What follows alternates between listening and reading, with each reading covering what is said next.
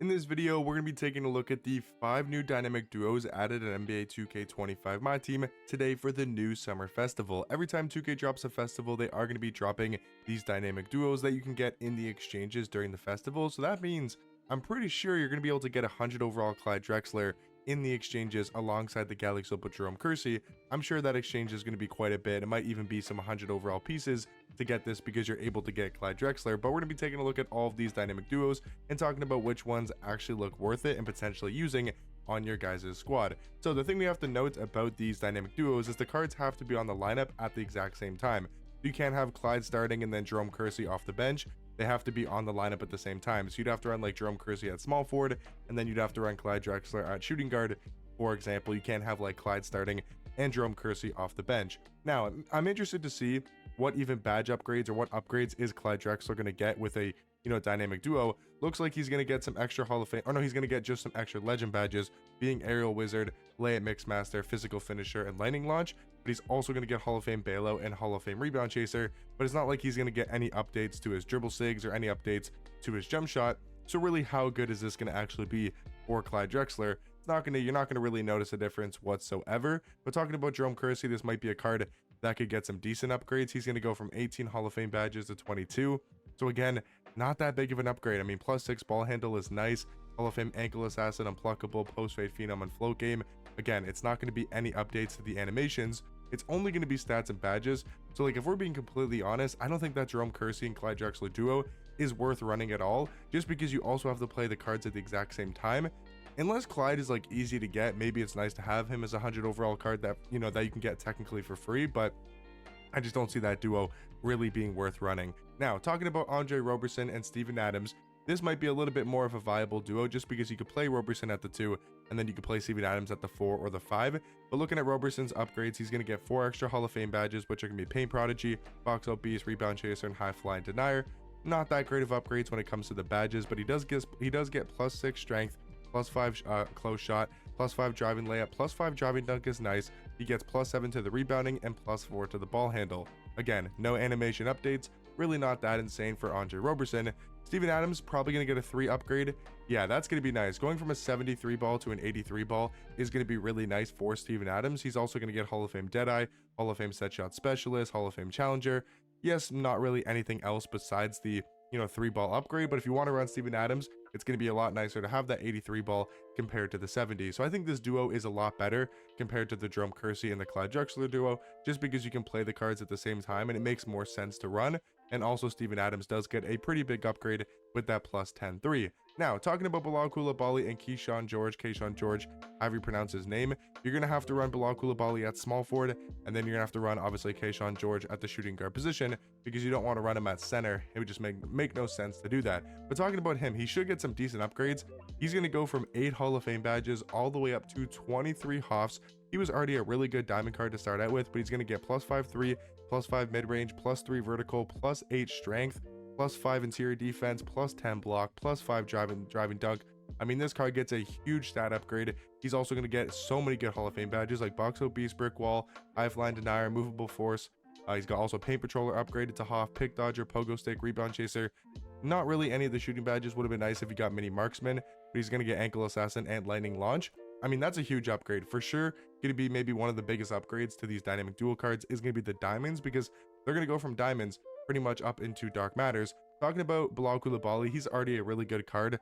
I don't think they're going to upgrade him much, but he does get a +6 block, which is nice because his block rating was kind of low, only at an 88. So now he's going to go from an 88 block to a 94 block, which is definitely an upgrade for Bilal Coulibaly. Badge-wise, he's going to get Box Out Beast, Brick Wall, Rebound Chaser, High Flying Denier, and Float Game. I mean, he's already a really good card, so I wasn't expecting much of an upgrade, but he does upgrade Keyshawn George a lot.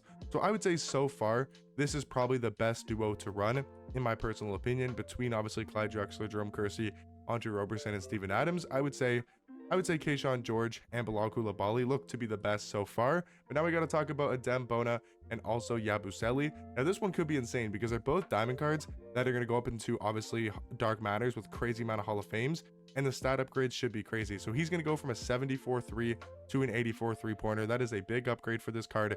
+3 speed is nice, +1 vertical, +4 strength, +2 interior defense, +6 to the perimeter, a couple rebounding upgrades. He's also going to get Hall of Fame on-ball menace, pick dodger, pogo stick, interceptor, movable forcer, hive line denier, glove, challenger, break starter, and Hoff is really nice.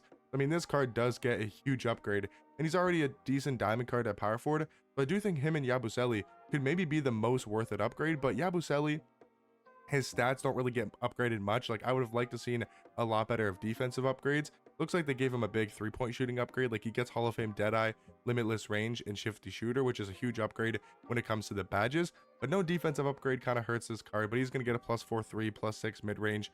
That's about it when it comes to the stats. I think this is a good duo to run. I do think Yabusele is already a really good shooting guard, for a diamond card. And I would say also a Dembona is very solid as well. So this looks like, to me, probably the second best duo to run. Maybe it's close between Steven Adams and Andre Roberson, but still by far, Bilal Coulibaly and Keyshawn George are the best duo to run. Now, talking about Baylor, he is a 6'6" shooting guard.